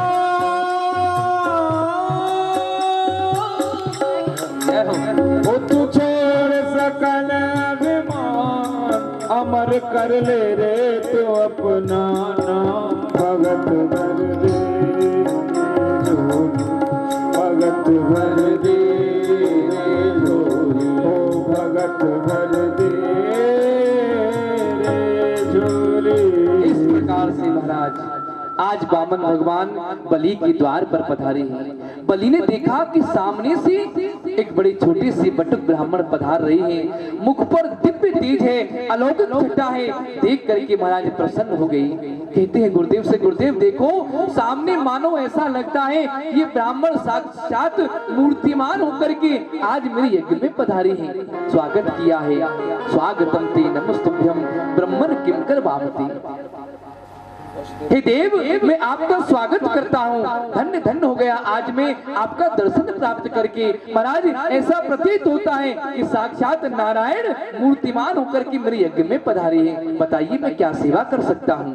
महाराज यहाँ बामन भगवान कुछ नहीं बोलते हैं, चुप रहते हैं। बलि कहता है कि भगवान मांगो क्या चाहिए आपको। अरे मेरे द्वार पर जो आता है कभी खाली हाथ नहीं जाता है। ब्राह्मणों को कभी कहना नहीं पड़ता, यहाँ तो आदेश देना पड़ता है। आप आदेश करिए क्या चाहिए आपको। धन चाहिए, संपत्ति चाहिए, राज चाहिए, वैभव चाहिए, त्रिलोकी का राज क्या चाहिए, मैं आपको वही दूंगा। महाराज यहाँ पर कुछ नहीं कहते। आज कहते हैं कि यदि देना चाहते हो पहले 3 वचन दो। राजा बलि कहता है आपको मेरी बातों पर विश्वास नहीं भगवान, बात विश्वास की नहीं है। बात ये है कि पहले आप हमको 3 वचन दो। 3 वचन जैसे दिया है। बोले मांगो क्या चाहिए। राजन हमें 3 पग पृथ्वी चाहिए। राजा बलि हंसता है, भगवान मांगने तो आए पर मांगना ना जाना। आप मांगने तो आए हो पर आप पर मांगना नहीं आता है। आपने विचार किया है आप किसके सामने खड़े हो। आप राजा बलि के सामने खड़े हो। आज त्रिलोकी में ऐसा कौन सा वैभव है जो राजा बलि नहीं दे सकता। 3 पग पृथ्वी मांग करके आप मुझे बड़ा शर्मिंदा कर रहे हैं। अरे 3 गांव मांगते, 3 राज महाराज मांगते मैं आपको देता 3 पग पृथ्वी। तो नहीं, हमें तो 3 पग पृथ्वी चाहिए। वही गुरुदेव शुक्राचार्य खड़े हुए हैं। उन्होंने कहा राजा मैं पहचान गया, ये और कोई नहीं, ये छलिया विष्णु है, तुम्हें छलने को आया है। ये कोई बामन नहीं है, कोई 53 नहीं है, ये तो वह विष्णु है। बोले अच्छा विष्णु है? बोले फिर तो मेरा परम सौभाग्य है महाराज। अरे जिन विष्णु के द्वार पर जाकर ये दुनिया भिखारी बनती है, लेकिन इतिहास में जब कहा जाएगा कि जिसके द्वारे पर जाकर जो दुनिया भिखारी बनती है वो प्रभु इस लोकी का मालिक आज राजा बलि के द्वार पर भिखारी बन करके खड़ा है। बोले मेरा जीवन धन्य हो गया। बोले भगवान मांगिए, मैंने आपको वचन दिया है। गुरुदेव कहते हैं कि तुम मेरी बात को नहीं मानते हो, आज्ञा का उल्लंघन करते हो, जाओ श्रीहीन हो जाओ। राजा बलि कहता है कि श्रीहीन तो होना ही था। श्री अर्थात लक्ष्मी किसकी पत्नी है? नारायण की पत्नी। जब जब उसके पति आ गए तो पत्नी तो पति के साथ जाएगी, पुत्र के साथ क्या करेगी रह करके महाराज। बोले मैं तो अब इनको अवश्य दूंगा 3 पग पृथ्वी। बोले नाप लो। बोले कैसे? जैसे महाराज नापने को हुए हैं, आज प्रभु ने अपना विराट रूप धारण किया है महाराज। पग पाताल शीस अजधामा, इतना विराट रूप धारण किया महाराज। बलि तो देखता रह गया। बोले आए थे बामन बन करके और विराट रूप। एक पैर में महाराज पृथ्वी पाताल सबको नाप लिया, दूसरे पैर में आकाश को नापा है, ब्रह्मलोक में पहुंच गए। ब्रह्मलोक में उठा गया भगवान का। ब्रह्मा जी ने अंगूठे का महाराज प्रक्षालन किया है, धोआ है, तो उसके अंगूठे से जो जल बिंदु गिरे हैं पृथ्वी पर आए, वही गंगा के नाम से अवतरित हुई है। इस प्रकार से महाराज भगवान कहते हैं क्यों बलि तुमने कहा था 3 पग पृथ्वी दूंगा, अभी तो 2 ही पग हुए हैं, पूरे ब्रह्मांड को नाप लिया, अब तीसरा पग कहाँ रखूं? राजा बलि कहता है वास्तव में गुरुदेव सत्य कहते थे, छलिया है, छलने के लिए आया है, पर भगवान मैं भी कोई ऐसा दातार नहीं हूँ। एक बात बताओ, दान देने वाला बड़ा होता है या फिर धन बड़ा होता है? बोले दान देने वाला बड़ा होता है। जब दान देने वाला बड़ा होता है तो आप तीसरे पैर को मेरे सर पर रख दीजिए। भगवान प्रसन्न हो गए। धन्य है बलि तेरी भक्ति के लिए। आज तीसरा पग, तीसरे पग में बलि को नाप लिया। बोले मांगो क्या चाहते हो राजा बलि? राजा बलि कहते वाह, थोड़ी देर पहले जो मांगने आया था वो कहता है कि मांगूंगा तो सही, पर पहले ये बताओ मैं जाकर कहाँ रहूंगा, क्योंकि मैं तो सब कुछ दान में दे चुका हूँ। बोले जाओ तुम सुतल लोक का राज संभालो। बोले भगवान मैं यही चाहता हूँ कि सुतल लोक में जहाँ पर मैं रहूँ वहाँ पर उस राज के बामन द्वार होने चाहिए। उस बामन द्वार पर आप बामन के रूप में मेरे यहाँ पहरेदार बन करके रहो। मैं जब भी जाऊँ आऊँ केवल आपका दर्शन होता रहे। महाराज भगवान को तो यहाँ राजा बलि के यहाँ नौकरी मिल गई। अब वहाँ लक्ष्मी जी परेशान। लक्ष्मी जी आई हैं, आकर के भगवान को बंधन मुक्त कराया है और यहाँ राजा बलि ने भगवान की अमोघ भक्ति प्रदान की है। महाराज इस प्रकार से राजा बलि भगवान के परम वैभव को प्राप्त किया है उसने। आगे और भी प्रसंग आते हैं महाराज। यहाँ भगवान ने मत्स्यावतार धारण किया है, विशाल मछली का रूप धारण किया है। मछली का रूप धारण करके शंखचूड़ नाम के दैत्य का संहार किया है। इस प्रकार से भगवान ने बड़ी सुंदर सुंदर लीलाएं की। आगे हम लोग सूर्य वंश में प्रवेश करेंगे। यहाँ प्रभु श्री राम के अवतार का थोड़ा सा प्रसंग सुनेंगे, क्योंकि श्रीमद् भागवत जी ने भी बड़ी सूक्ष्म रूप से यहाँ रामचरितमानस को दिया है। यहाँ हम प्रभु श्री राम जी के थोड़े से चरित्र का गान करेंगे। बंधुओं महाराज सूर्य वंश में जन्म लेकर आए हैं प्रभु श्री राम।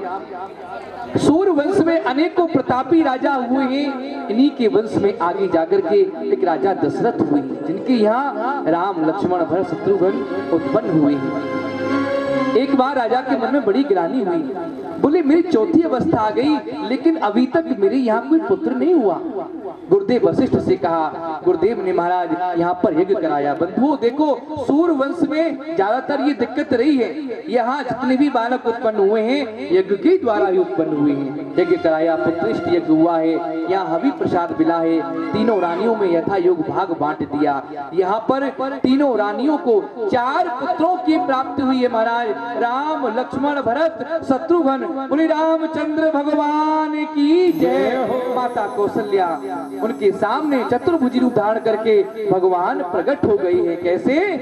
भई प्रगट कृपाला दीन दयाल कौशल्या हितकारी, हर्षित महतारी मुनि मनहारी, अद्भुत रूप विचारी। लोचन अभिरामा तन धन श्यामा, निज आयुध भुज चारी। भूषण बनमाला नयन विशाला, शोभा सिंधु खरारी। कह दुई कर जोरी, स्तुति तोरी की विधि करो अनंता। माया गुण ज्ञाना पीत अमाना, वेद पुराण बनता। करुणा सुख सागर सर्वगुण आगर, जय गावहि श्रुति संगता। शोभम हित लागी जन अनुरागी, भयहु प्रगट श्रीकंता। ब्रह्मांड निकाया निर्मित माया, रोम रोम प्रतिवेद कहे। अमोल सोवासी यह उपहासी, सुनत धीर मत फिर न रहे। उपजा जब ज्ञाना करो मुख खाना, चरित बहुत विद कीन चहे। कह कथा सुहाई मार बुझाई, जिस प्रकार सुख प्रेम लहे। हो माता पुनि बोली सोमत डोली, तजहु तात ये रूपा। की जैसी सुलीला अति प्रिय शीला, यह सुख परम अनुपा। सुनि बचन सुजाना गोदन धाना, बालक सुरभूपा। यह चरित जगाई हरिपद पावहि, तेन परहि भवभूपा। विप्रधैन सुर संत हित लीन मनुज अवतार, निज इच्छा निर्मित तनु माया गुण गोपाल। इस प्रकार से यहाँ प्रभु श्री राघवेंद्र सरकार अयोध्या में जन्म लेकर के आए हैं महाराज। अपने भक्तों को सुख प्रदान करने के लिए, दुष्टों का संहार करने के लिए। रामचरितमानस महाराज बड़ा ही बृहद प्रसंग है। इस प्रकार से यहाँ चारों भाइयों का नामकरण संस्कार हुआ है। उसके पश्चात भगवान ने आगे जाकर अनंत लीलाएं की हैं। विश्वामित्र जी आए हैं, अपने यज्ञ की रक्षा करने के लिए ले गए। वहां पर महाराज ताड़का सुबाहु आज जैसे दुष्टों का संहार किया है। उसके पश्चात अहिल्या का उद्धार करते हुए जनकपुर में पहुंच गई है। वहां जाकर के सीता जी के साथ में प्रभु श्री राम का विवाह आज संपन्न होता है। और मांडवी के साथ में भरत जी महाराज का, उर्मिला जी के साथ में लक्ष्मण जी का, और श्रुतकीर्ति के साथ में शत्रुघ्न लाल जी का। इस प्रकार से चारों भाइयों का विवाह संपन्न हुआ है। देखो बंधुओं, यहाँ पर श्री राम चरित्र जो है बड़ा बृहद है, सूक्ष्म में कहा है। वैसे भी हमारे बक्सर बनवाली जो मामा जी हैं, वो कभी राम विवाह से आगे प्रसंग को लेकर के भी नहीं जाते। कहते नहीं, क्योंकि जानकी जी को अपनी बहन मानते। बोले नहीं, हम वनवास की लीला नहीं कहेंगे। लेकिन यहाँ भगवान ने वनवास में जाकर अनंत लीलाएं की हैं। रावण आज जैसे दुष्टों का संहार किया है। इस प्रकार से एक ही श्लोक में हम यहाँ रामचरितमानस को प्रणाम करते हैं। आदौ राम तपोवनादिगमनम, हत्वा मृगम कांचनम, वैदेही हरणम जटायुमर्णम, सुग्रीव संहासनम, बालीन वशीकरणम समुद्र तरणम लंकापुरी दाहनम पश्चात रावण कुंभकर्ण हननम एतदि रामायणम। इस प्रकार से यहाँ रामचरितमानस को हम सभी लोग प्रणाम करते हैं। आइए श्री सुखदेव स्वामी कहते राजा परीक्षित, मैंने यहाँ तुमको सूक्ष्म रूप में प्रभु श्री राघवेंद्र का चरित्र सुनाया। अब चलते हैं प्रभु श्री कृष्ण के चरित्र पर। जिस कृष्ण चरित्र को सुनने के लिए तुम इतने लालायित हो, मैं तुमको भगवान का वह बड़ा ही सुंदर प्रसंग सुनाता हूँ। ध्यान पूर्वक सुनना। राजा परीक्षित, कथितो वंश विस्तारो भवता सोम सूर्ययो राज्ञं चोभयं वंश्यानां चरितं परमाद्भुतम्। हे राजन, महाराज यदु हुए हैं। यदु के महाराज में सूरसेन जी हुए हैं। सूरसेन जी के यहाँ वसुदेव जी हुए हैं। वसुदेव जी का महाराज विवाह आज संस्कार हुआ है। कंस ने अपनी बहन देवकी का विवाह किया। 8 पुत्र हुए हैं। वसुदेव जी ने उस छोटे से बालक को यहाँ 8वें स्थान पर मेरी कन्हैया अवतरित होकर के आई है। रात्रि में ही गोकुल पहुंचा दिया। ब्रज में जाकर के ब्रज में कन्हैया महाराज 11 वर्ष 56 दिन रहे हैं। अपनी सुंदर सुंदर लीलाएं की हैं। ब्रज से जाकर के मथुरा पहुंचे हैं। मथुरा में कंस आज जैसे दुष्टों का संहार किया है, उसके आगे गई है द्वारिका में। द्वारिका में भगवान ने जाकर के बड़ी बड़ी सुंदर लीलाएं की हैं। वहां द्वारिका में जाकर के भगवान के आज अनेकों विवाह हुए हैं। इन सब प्रसंगों को करते हुए भगवान अपनी लीला को संपन्न करके स्वधाम को चले गए। बोलिए श्री कृष्ण भगवान की जय हो। राजा परीक्षित पूछते क्या हुआ भगवान? बोले हो गई कथा। हाँ बोले कथा तो हो गई। बोले भगवान ये आपने क्या किया? अरे जिस कथा को सुनने के लिए ये मेरे कान इतने लालायित थे, जिन कन्हैया ने मुझे घर में जाकर के मेरे प्राणों की रक्षा की, मैं उस कन्हैया के प्रहद रूप से उस प्रसंग को सुनना चाहता हूँ। आपने अभी तक जो कथाएं कही बड़े बृहद रूप से, लेकिन जैसे ही कृष्ण चरित्र आया, कन्हैया का चरित्र आया, और आपने कंजूसी दिखा दी। नहीं महाराज, कंजूसी नहीं करनी है। यहाँ तो मैं अपने कन्हैया का चरित्र बड़ी बृहद रूप से सुनना चाहता हूँ। सुखदेव स्वामी प्रसन्न हो जाते हैं। राजन, हमने श्रोता तो बहुत देखे, पर तुम्हारे समान श्रोता कोई नहीं देखा। इतने दिन से तुम अनवरत भगवान की सुंदर सुंदर कथा सुन रही हो, लेकिन तुम्हारे कान अभी तक आघाती नहीं है कथा को सुनते। सुनो, एक काम करो, आप थोड़ी देर विश्राम कर लो, जल आद पी लो, भोजन कर लो, फिर कथा सुनना। नहीं भगवान, आप जो मुझे चरितामृत पान करा रही हैं, इस चरितामृत का पान करके तो मैं तृप्त हो गया। मुझे भूख नहीं है, क्योंकि आप जो भगवान की सुंदर कथा सुना रही हैं, इस कथा को सुनकर के मेरी क्षुधा शांत हो गई। फिर क्या खाऊं क्या पीऊं? मुझे तो सब कुछ भागवत से प्राप्त हो रहा है। मुझे कुछ नहीं, मुझे तो आप केवल और केवल कन्हैया की उस सुंदर प्रसंग को सुनाओ।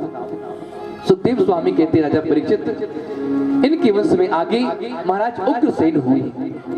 उग्रसेन बड़ी धर्मात्मा राजा हैं, लेकिन जैसे ही उग्रसेन की पत्नी पवन रेखा एक दिन वन विहार करने के लिए जाती है, तो वहाँ क्या एक दुर्मुलिक नाम का बंदर आता है, राक्षस महाराज, जो उनकी पत्नी के साथ छल करता है। तभी उसके शुक्र से, उसके तेज से ये कंस जैसा दुष्ट आत्मा उग्रसेन जी के यहाँ पुत्र रूप में अवतरित होकर के आया। जैसे ही ये कंस का जन्म हुआ है महाराज, ब्राह्मणों को बुलाया। उग्रसेन जी को बड़े अपशकुन होने लगे। ब्राह्मणों से पूछा, ये जो बालक जन्म लेकर के आया है, इसका भविष्य क्या है? मैं देख रहा हूँ मेरा चित्त स्थिर नहीं है, अशांत है, ऐसा क्यों? ब्राह्मण कहते हैं, राजन सत्य बता, में आपके घर में जो ये बालक कंस आया है, ये कलंक है। ये धर्म को नहीं मानेगा, ब्राह्मण को नहीं मानेगा, वेद को नहीं मानेगा, भगवान के नाम से विरोध करेगा। राजा उग्रसेन तो महाराज बड़ी द्रवित हो गई। बोले क्यों भगवान, मैंने अपने जीवन में कभी कभी किसी का अहित नहीं चाहा, लेकिन मेरे यहाँ ऐसा अधर्मी पुत्र नहीं चाहता। बोले क्या करना चाहिए? बोले कांस के पूरा में लपेट कर यमुना में प्रवाहित कर दो। नारद जी ने बचाया इस बालक को, और जब तक ये युवावस्था में हुआ, नारद जी ने इसका लालन पालन किया है। उसके पश्चात यहाँ पर सुंदर शिक्षा दीक्षा ग्रहण करके जैसे मथुरा में आया है, मथुरा में आकर के सबसे पहले अपने पिता उग्रसेन को इसने कारागृह में डाल दिया। बोले यहाँ वही होगा जो हम चाहेंगे। आज इसके मन में विचार आया, क्यों ना मेरी चचेरी बहन देवकी जो कि विवाह के योग्य हो चुकी है, तो क्यों ना मैं अपनी बहन देवकी का विवाह करूं। तो यहाँ वसुदेव जी के साथ में अपनी बहन का विवाह संपन्न कराया है महाराज। लेकिन जैसे ही रथ में आरूढ़ होकर के अपनी बहन को विदा करने के लिए चले, तभी आकाशवाणी होती है, अरे मूर्ख कंस, जिस बहन देवकी को तू इस रथ में बिठा करके विदा करने के लिए जा रहा है, इसी देवकी के गर्भ के द्वारा तेरा अष्टम काल होगा। काल शब्द को सुनकर महाराज डर गया कंस। बोले काल होगा? केस पकड़ लिए देवकी के, उसे मारने के लिए जैसे उद्यत हुआ है। वसुदेव जी आगे क्या कर रहे हो? बोले देख नहीं रहे, इसके गर्भ से जो बालक जन्म लेकर आएगा वह मेरा काल होगा। महाराज बहुत प्रकार से नीतियों से वसुदेव ने समझाया कि नहीं, आप सूरवीर हैं, परम पवित्र भोज में आपका जन्म हुआ है, इतना सब कुछ होने के बावजूद ही सक्तम भगनी हन्यात, निर्दोष अबला पर खड़ग का प्रहार करते हो, उचित नहीं है महाराज। बोले मैं आपको वचन देता हूँ कि देवकी के गर्भ से जितने बालक जन्म लेकर आएंगे लाकर दूंगा। कारागृह में डाल दिया। 1 2 3 4 5 6 7 इस प्रकार से महाराज बालक जन्म लेती रही और वसुदेव जी लाकर कंस को देती रही। एक दिन क्या हुआ, नारद जी ने आकर समझाया, तुम बालकों को छोड़ रही हो, जानते नहीं हो देवताओं की माया बड़ी प्रबल है, तुम्हारा काल कब कहाँ आ जाए कोई पता नहीं। वसुदेव की संतान सभी वध करने के योग्य है महाराज। बोले अच्छा, तो सभी संतानों का वध करने लगा। और जैसे ही आज 8वें की बारी आई है महाराज, 8वें के रूप में कन्हैया आज कारागृह में अवतरित होकर के आए हैं, चतुर्भुजी स्वरूप धारण करके आए हैं। और यहाँ आकर के भगवान ने माता देव की वसुदेव को सुंदर दर्शन दिया है। वसुदेव जी ने देखा और देख करके द्रवित हो गए, हाथ जोड़ करके महाराज यहाँ वंदना करते हैं कि सत्य व्रतम सत्य परम त्रिसत्यम सत्य से योनि निहतम च सत्य सत्य से सत्य व्रत सत्य नेत्रम सत्यात्मकम वाम शरणम प्रपन्ना। महाराज यहाँ वसुदेव जी ने अनेकों इनकी स्तुति की है। 9 बार सत्य सत्य कह करके यहाँ देवताओं ने स्तुति की है कि महाराज आप भूल मत जाना, क्यों? आप सत्य का पालन करने वाले हैं, इस पृथ्वी पर सत्य रहना चाहिए। यहाँ सत्य सत्य कह करके भगवान की वंदना की गई है। भगवान ने आदेश दिया कि जाओ। धारी ने जन्म लियो लीलाधारी ने, गोद में लियो नेतारी ने, जन्म लियो कृष्ण मुरारी ने।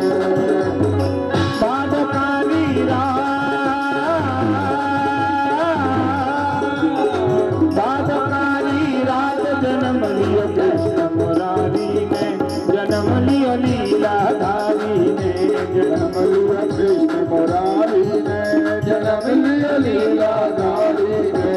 आवत देखो तो अचक चढ़ आई रसिया, आवत देखो तो अचक चढ़ आई रसिया, अचक चढ़ आई रसिया, आई रसिया, अचक चढ़ आई रसिया। आवत देखो तो अचक चढ़ आई रसिया, आवत देखो तो अचक चढ़ आई रसिया। आवत देखो तो अचक चढ़ आई रसिया। कौन चढ़ आई? पता है? नहीं पता है? भगवान को देख करके यमुना बढ़ने लगी, माने चढ़ने लगी। इस नदियों का वेग बहता है बरसात के समय पर, तो भादों का महीना है, बरसात का महीना है। और दूसरी बात, ठाकुर जी को देख करके यमुना का वेग और भी बढ़ गया है। तो अरे आवत देखो तो अचक चढ़े आई रसिया, आवत देखो तो अचक चढ़े आई रसिया। अरे सब सोए गए अग पहरे वाले, अब सोए गए अग पहरे वाले, टूट गए जेलन के ताले, टूट गए जेलन के ताले। वसुदेव चले गोकुल को आधी रतिया, वसुदेव चले गोकुल को आधी रतिया। आवत देखो तो अचक चढ़ आई रसिया, आवत देखो तो चढ़ आई रसिया।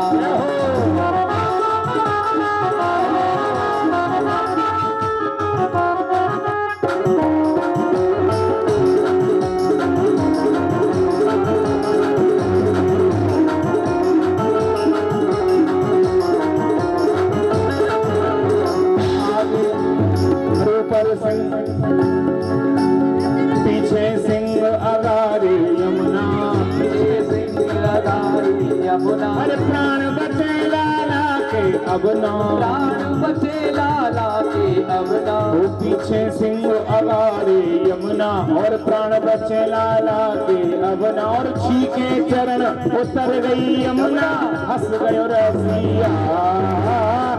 के चरण उतर रही यमुना, हंस गयो रसिया। हो आवत देखो तो अचक चढ़ आई रे। सब चलो रंग के द्वार, ओ द्वार लाला के दर्शन करिया, लाला के दर्शन करिया में, लाला के दर्शन करिया में, लाला के दर्शन करिया में, लाला के दर्शन करिया में। सब चलो चलो चलो चलो, सब चलो नंद के द्वार। आनंद नहीं आएगा, ये बॉक्स के आगे से आवाज नहीं मिलेगी हमें। हाँ, थोड़ा पीछे चलोगे, ये बॉक्स से आवाज नहीं मिलेगी। वैसे भी जगह वहाँ ऐसी है, तो थोड़ा सा नीचे जगह पर, हाँ समतल जगह पर नाचो। यहाँ टेढ़ी मेढ़ी जगह पर नाचोगे पाम मुँह आ जाएगी। ये चलो सब चलो नंद के द्वार, हो द्वार लाला के दर्शन करिया हमें। सब चलो नंद के द्वार, लाला के दर्शन करिया हमें, लाला के दर्शन करिया हमें, लाला के दर्शन करिया हमें, लाला के दर्शन करिया हमें, लाला के दर्शन करिया हमें। हाँ ये बढ़िया बात है। हाँ भैया, वृद्धावस्था में जाके लाला भयो, लाला की खुशी तो। और सुनो, लाला की फुआ भी बांटेगी आज तो। हाँ और फूफा कहाँ है? फूफा बांटेगा आज तो। अरे सब चलो नंद के द्वार, ओ द्वार लाला के दर्शन करिया में। सब चलो नंद के द्वार, ओ द्वार लाला के दर्शन करिया में, लाला के दर्शन करिया में, लाला के दर्शन करिया में, छोरा के दर्शन करिया में, छोरा के दर्शन करिया में। कमला वैभव देख सकिया, कमला वैभव देख सकी। सबका में मंगल चार, हो चार लाला की दर्शन करिया। देखो पीछे वाले परेशान है, दो चार दर्शन करिया। हो सब चलो नंद के द्वार, ओ द्वार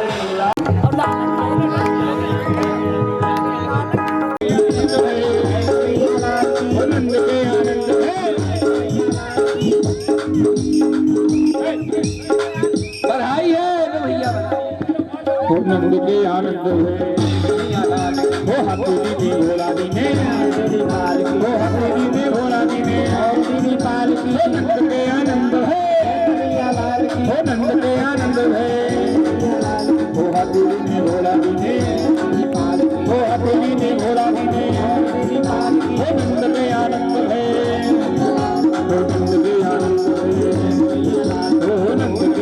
आनंद भय लाल मोहन आनंद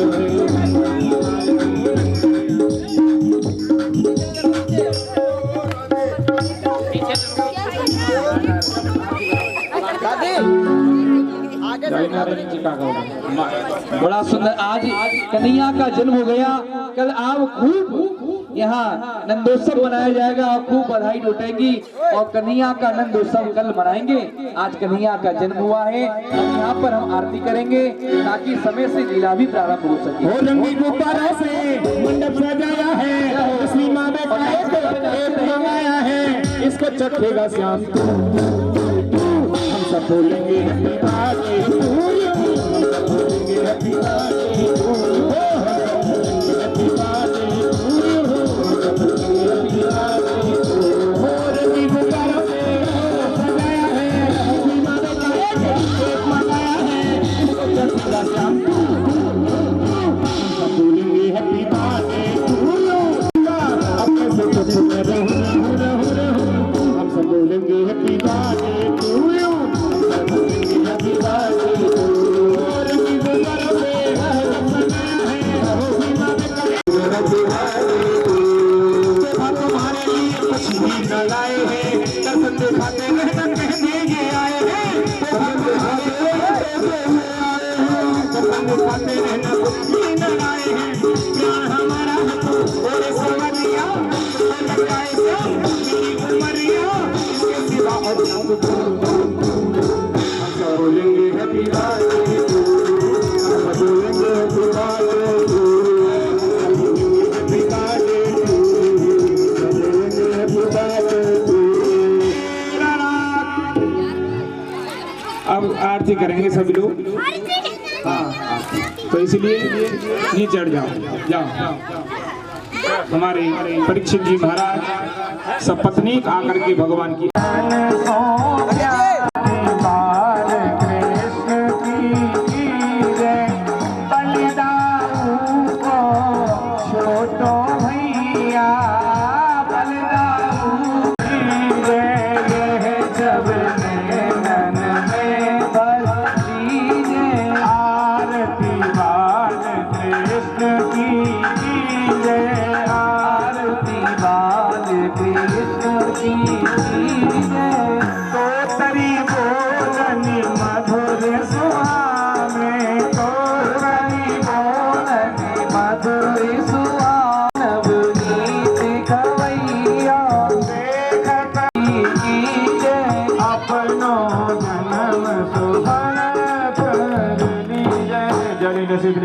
अभिवंदनम।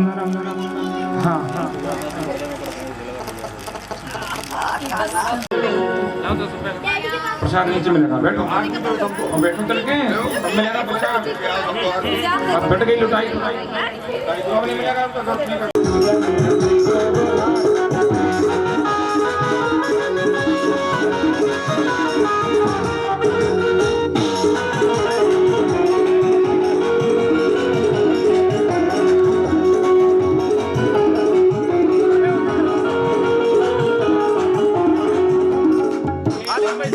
कितनी बार बोला है, इस यहाँ से नीचे चलो, तुम ऊपर को चढ़े आते हो, बुखार की तरह क्यों चढ़ रहे हो हमारे?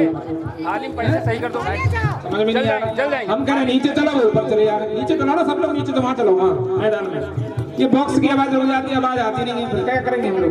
नीचे चलो वहाँ, सब लोग नीचे बिल्कुल वहाँ पहुँच जाओ बिल्कुल मैदान में। अरे लाला जन्म सुनी आई यशोदा मैया दे दो बधाई, लाला जन्म सुनी आई यशोदा मैया दे दो बधाई, दे दो बधाई मैया दे दो बधाई, दे दो बधाई मैया दे दो बधाई, दे दो बधाई मैया दे दो बधाई, दे दो बधाई मैया दे दो बधाई। लाला ओ लाला, लाला जन्म सुनी आई यशोदा मैया दे दो बधाई, लाला जन्म सुनी आई यशोदा मैया दे दो बधाई। लहंगा भी लूंगी मैया चूनर भी लूंगी, लहंगा भी लूंगी मैया चूनर भी लूंगी, लहंगा भी लूंगी मैया चूनर भी लूंगी, लहंगा भी लूंगी मैया चूनर भी लूंगी। और चोली की दे दो सिलाई।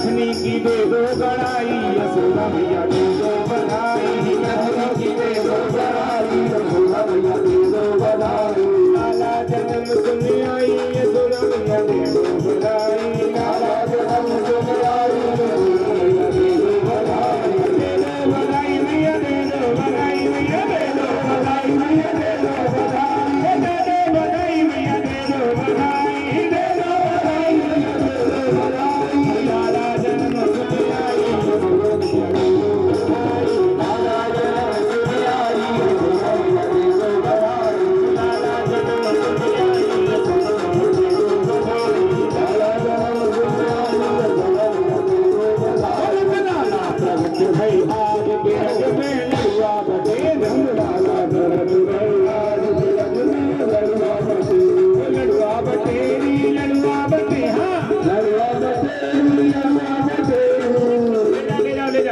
ले जाओ भैया बसदेव जी और नाच लेंगे दोनों नाच लेंगे